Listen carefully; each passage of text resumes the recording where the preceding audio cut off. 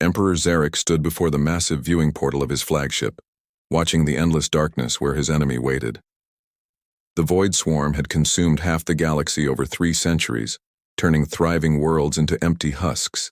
His Galactic Empire, once ruling over 10,000 systems, now controlled barely 300 worlds. Today would determine if those worlds would survive another week. "Your Majesty," General Nyx approached with careful steps, her blue-scaled face showing the exhaustion they all felt. "The Omega weapon is ready for activation. All energy reserves have been channeled into the primary core."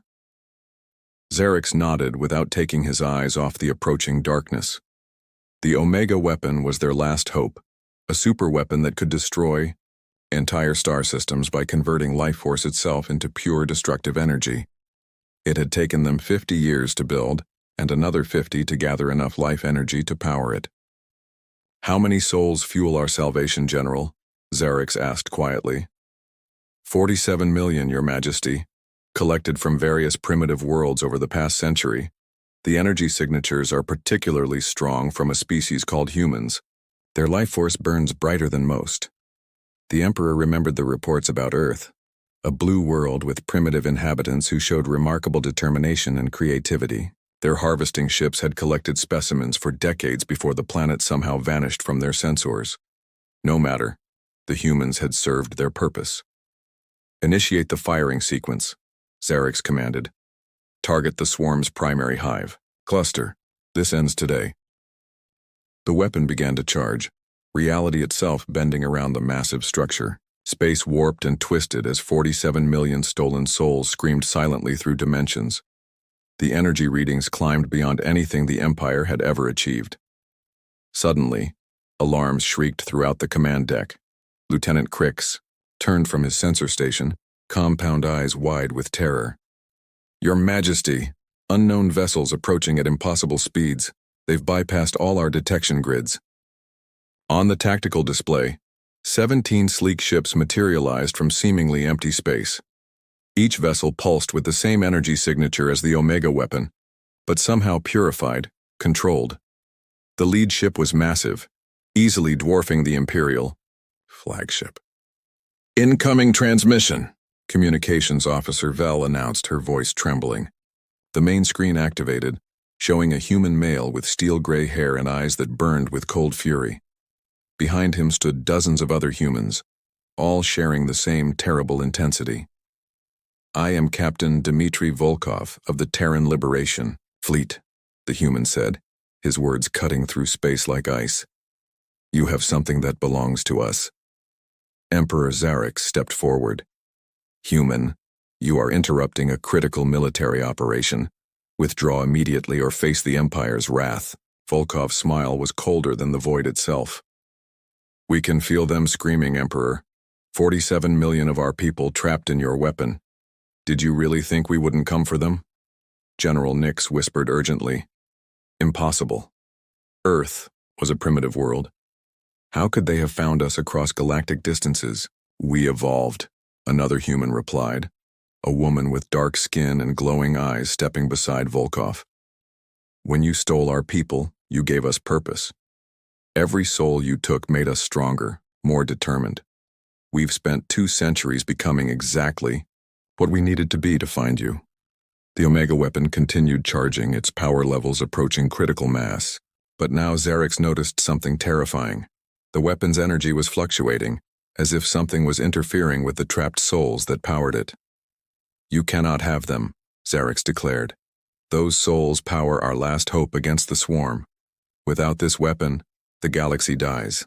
Captain Volkov's expression never changed. "Then the galaxy dies, but it dies free." The human ships began to glow with the same energy as the Omega weapon. Somehow, these humans had learned to harness the same power source, but without stealing it. They had become living weapons themselves. As the Imperial sensors registered impossible energy readings from the human fleet, Emperor Zarek realized with growing horror that his empire's last hope hadn't just been challenged, it had been shattered by the very people whose suffering had made it possible. The humans had returned, and they had come to collect what was theirs. Captain Dmitry Volkov watched the Imperial flagship's weapon systems fluctuate as his fleet maintained formation around the massive Omega weapon. The device was larger than most space stations, its crystalline core pulsing with the anguished energy of millions of trapped souls. He could feel each one calling out, begging for release from their torment. "Tactical analysis complete, Captain," reported Commander Hayes, from the bridge of the Terran flagship Retribution. "The weapon contains exactly 47 million human consciousness patterns. They've been converted to pure energy but remain aware." Volkov's jaw tightened. 200 years of searching across the galaxy, following faint energy traces and whispered rumors had led them here. The Terran Exodus had launched 50 colony ships from Earth, carrying humanity's best and brightest to establish new worlds. None had ever been heard from again. Now he knew why. "General Nix," Volkov addressed the alien commander through the open channel. "You mentioned harvesting our people. Explain." The scaled alien's compound eyes darted nervously to her emperor before responding. "Your species produces exceptional life force energy. Clean burning, highly concentrated. We've collected specimens from primitive worlds for centuries. It's standard Imperial practice." "Specimens," repeated Dr. Elena Rodriguez, stepping into view beside Volkov. Her voice carried the cold fury of someone who had spent decades developing weapons specifically for this moment. "You call our family specimens?" Emperor Xerix raised his armored hand. "Enough discussion. Your primitive world was evaluated and found suitable for harvesting. The Empire's needs supersede individual concerns. Stand down immediately or face our combined fleet." Through the tactical display, Volkov could see the Imperial armada surrounding them.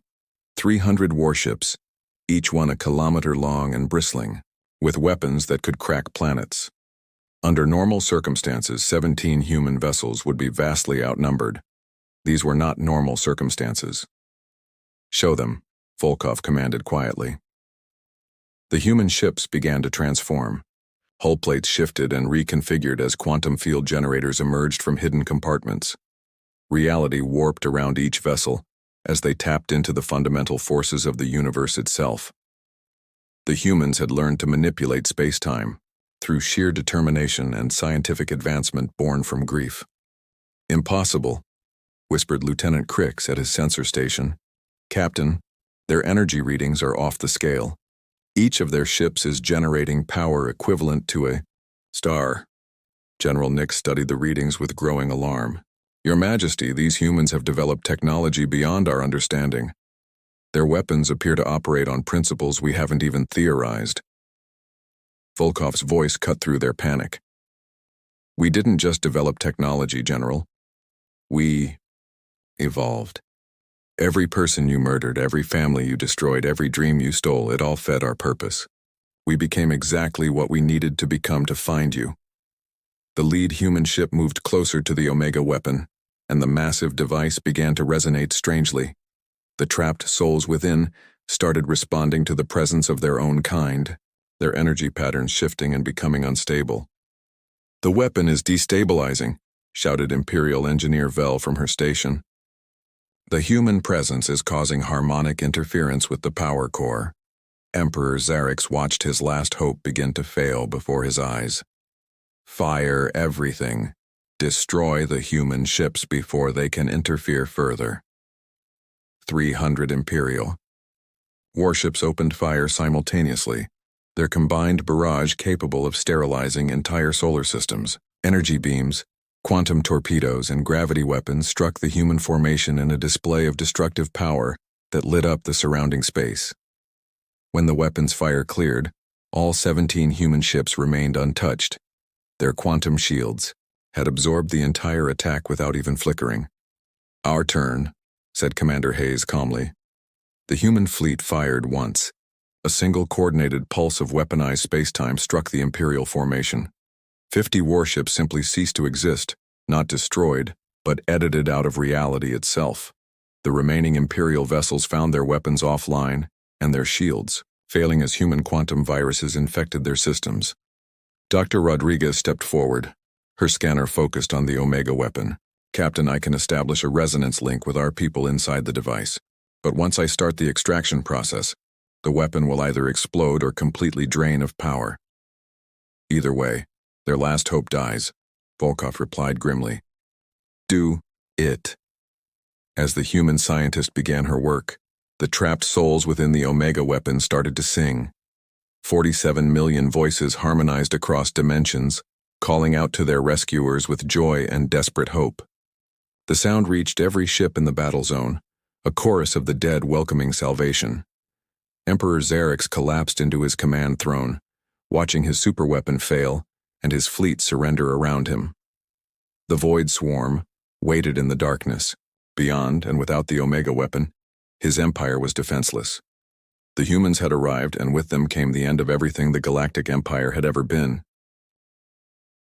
Dr. Elena Rodriguez placed her hands on the quantum resonance console, feeling the vibrations of 47 million trapped souls reaching out through dimensions. The Omega weapon's crystalline core pulsed erratically as her consciousness merged, with the extraction protocol she had spent decades perfecting. Beginning soul liberation sequence, she announced, her voice echoing strangely as her awareness expanded beyond her physical form. Around her, the bridge of the Terran flagship hummed with power as quantum processors calculated the precise frequencies needed to free their people. Inside the massive weapon, she could sense each individual consciousness. Children who had dreamed of new worlds, scientists eager to explore the unknown, families seeking better lives among the stars, all of them torn from their bodies and converted to energy, kept aware and suffering for over 2 centuries. Elena, came the voice of Captain Volkov, the weapon's power core is becoming unstable. Can you accelerate the process? Through her enhanced perception, Dr. Rodriguez saw the truth of their situation. The Omega weapon wasn't just failing, it was preparing to explode. The sudden disruption of its power source had triggered automatic safety protocols that would detonate the device rather than allow it to fall into enemy hands. Captain, the weapon will self-destruct in 18 minutes, but I can save our people first. Commander Blake Turner monitored the tactical display. From his position aboard the assault carrier Vengeance, the remaining Imperial fleet hung motionless in space, their ships crippled by human quantum viruses. But his sensors detected something far more dangerous approaching from the outer system. Captain Volkov, we have incoming contacts. The Void Swarm has detected the battle and is moving to investigate. ETA 23 minutes. The Void Swarm, the ancient enemy that had been consuming the galaxy for centuries. Without the Omega weapon, they would devour everything in this system, including the human fleet. But Turner knew their mission parameters. Rescue their people first, deal with consequences later. Emperor Xerix watched his empire's last hope crumble before his eyes. The human woman was somehow reaching into his superweapon and extracting the very power that made it function. Each soul she freed weakened the device further, and the automatic destruct sequence had already begun. General Nix, he called weakly, how long until the swarm arrives? 22 minutes, Your Majesty. Without the Omega weapon, our defensive grid cannot hold them. They will consume every world in this sector. The Emperor looked at the human ships, still maintaining perfect formation. Despite the approaching catastrophe, they know they're dooming themselves along with us. Why continue? Through the communication link, Captain Volkov's voice answered his unspoken question. Because our people have suffered long enough. Every minute they remain trapped is another minute of agony. We won't abandon them even for survival. Dr. Rodriguez felt the first group of souls break free from their energy prison. The joy and relief that flooded through the quantum link brought tears to her eyes. These were the children from Colony Ship 7, preserved as innocents for 200 years. She guided their consciousness patterns into the prepared matrix, aboard the human vessels where they could finally rest. First 1,000 extracted and secured, she reported. 46 million to go. The Omega weapon's power readings dropped dramatically as each soul was liberated. The massive device that had taken a century to construct was becoming nothing more than an empty shell. Emergency lights flashed throughout the Imperial fleet as their sensors registered the weapon's imminent failure. Commander Turner deployed his assault fleets as the extraction continued. Hundreds of smaller human vessels spread throughout the system, establishing quantum anchors that would prevent the void swarm from escaping once they arrived. If humanity was going to die here, they would take their ancient enemy with them. All Imperial vessels, this is Commander Turner of the Terran Liberation Fleet. You have 12 minutes to evacuate this system before the swarm arrives. We will not prevent your withdrawal. General Nick stared at the tactical display in disbelief. They're offering us safe passage after everything we've done? Emperor Xerix understood the gesture's true meaning. The humans weren't showing mercy. They were showing that they were better than the Empire had ever been. Even in their moment of victory and sacrifice, they chose compassion over revenge. Dr. Rodriguez felt the pace of extraction accelerating as her quantum processors adapted to the weapon's energy patterns. Thousands of souls per minute now flowed from their prison into the safety of human ships. Scientists, engineers, artists, teachers, all the dreams that had launched from Earth so long ago. Extraction at 60% completion, she announced. Weapon destruct in 8 minutes. Through her expanded consciousness, she sensed something else within the device. Not human souls, but the patterns of other species. Millions of other beings from countless worlds, all harvested to power the Empire's weapons. They too cried out for freedom. Captain, she said urgently, there are others. Non-human consciousnesses trapped in the weapons matrix. Entire civilizations worth of souls. Volkov's response was immediate. Save them all. The void swarm emerged from hyperspace like a living nightmare. Thousands of organic ships, each one a kilometer of writhing darkness that consumed light itself. They had detected the energy signature of the failing weapon and come to feast on its power. As Dr. Rodriguez freed the final human souls from their prison, the Omega weapon's core went dark. The Empire's last hope, their ultimate weapon against the swarm, died with a whisper rather than the roar it was meant to make. In the silence that followed, 47 million liberated souls sang their gratitude across dimensions, while the darkness of the void swarm descended upon them all. Ambassador Lisa Chen materialized on the bridge of Emperor Xerix's flagship through quantum teleportation, her form solidifying as the transport beam dissipated. The Imperial guards raised their weapons, but she paid them no attention. Her focus remained on the broken ruler who sat slumped in his command throne, watching his empire die through the viewing portal. Your Majesty, she said calmly, her voice carrying the authority of someone who had witnessed the rise and fall of civilizations. I bring an offer from the Terran Federation. Emperor Xerix looked up with hollow eyes. Through the massive viewport, the void swarm's living ships were already consuming the outer planets of his system. Each world they touched became a lifeless husk, its energy absorbed into the collective nightmare that had haunted the galaxy for centuries. What offer could you possibly make now? Xerix asked bitterly. Your people have destroyed our only weapon against the swarm. In 6 hours they will reach the core worlds. Trillions will die.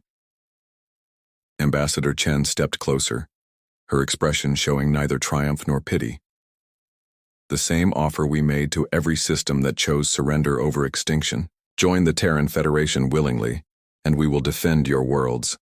Refuse and face the swarm alone. General Nix rose from her station, her scaled face twisted with anger. You caused this disaster. If you hadn't interfered with the Omega weapon, we could have stopped them. With 47 million tortured souls as fuel, Chen replied coldly. Your weapon was built on genocide, General. It was never going to save anyone. Across the dying empire, similar scenes played out on 1,000 worlds. Engineer Viktor Petrov worked from his command ship, the Digital Storm, as his quantum viruses spread through Imperial networks. Military installations, government facilities, and planetary defense grids all fell silent as human technology dismantled the Empire's infrastructure with surgical precision. Sir, reported Lieutenant Commander Park from the engineering station, we've successfully infiltrated 93% of Imperial systems. Their entire network is under our control. Petrov nodded grimly. Phase 2 then. Shut down all military production facilities and redirect their manufacturing to civilian evacuation ships. Every transport they can build might save lives when the swarm arrives. The irony wasn't lost on him. Humanity had spent 2 centuries preparing to destroy this empire, only to find themselves desperately trying to save its people from an even greater threat.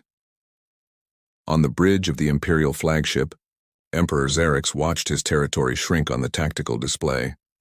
World after world either surrendered to the human fleet or fell to the advancing swarm.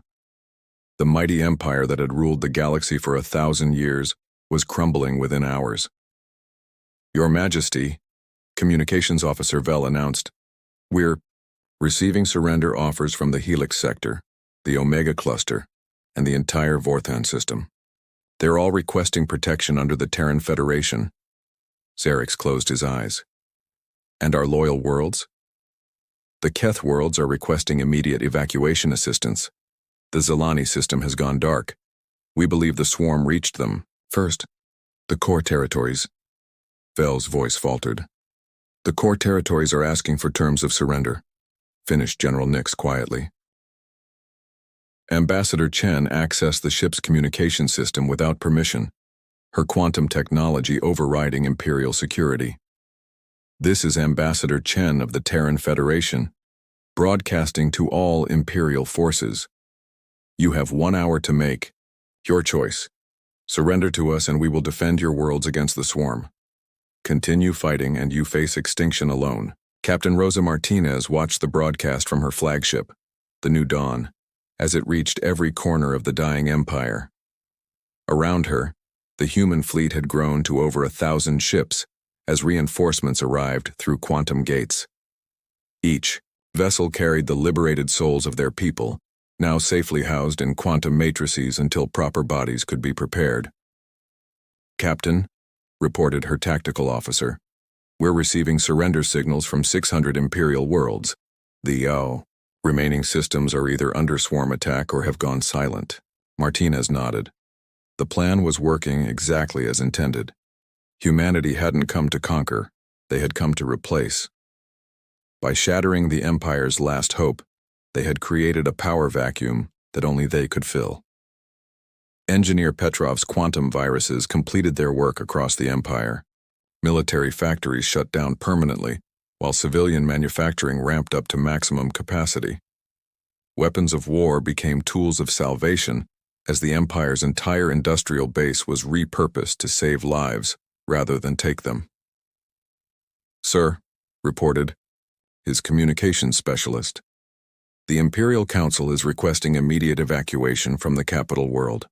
The swarm will reach them in 4 hours." "Granted," Petrov replied, "but they evacuate as refugees, not rulers."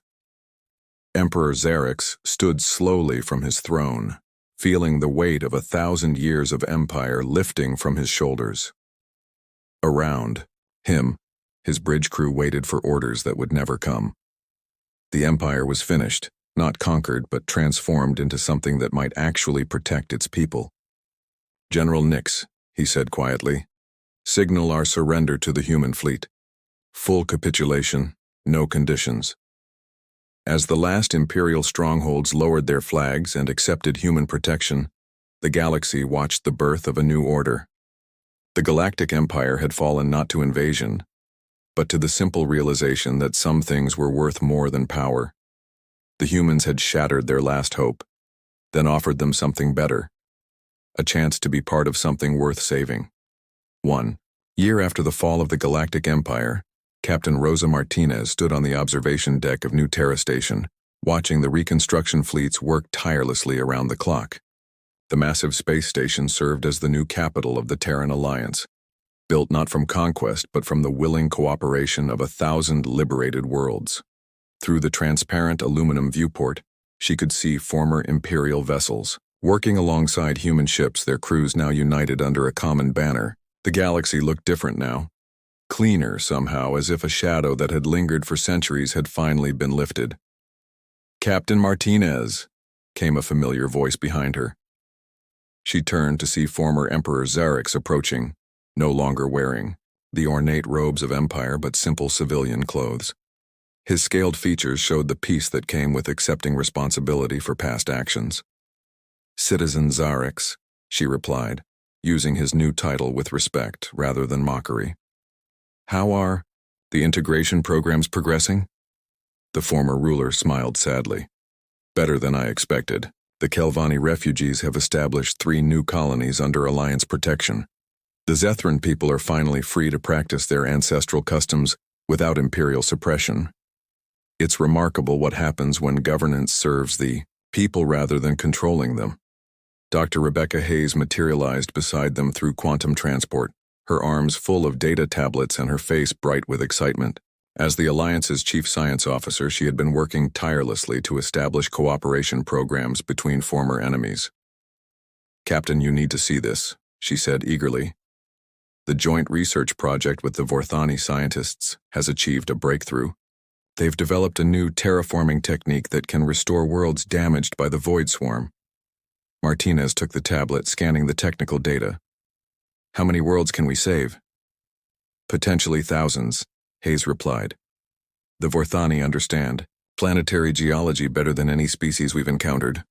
Combined with our quantum manipulation technology, we can actually reverse the damage the swarm caused over centuries. Through the station's communication system came the voice of Admiral Thompson from the Defense Fleet. Captain Martinez, please report to the command center. We have a situation developing in the Outer Rim territories. The 3 of them made their way to the command center, where holographic displays showed the current state of the galaxy. Green indicators marked worlds under Alliance protection, blue showed successful terraforming projects, and red indicated areas still threatened by swarm remnants. Report, Martinez commanded as she entered the tactical center. Commander Stevens looked up from his console. Ma'am, we've detected swarm activity in the Helix Nebula region, but it's different from what we've seen before. They're not attacking, they're retreating.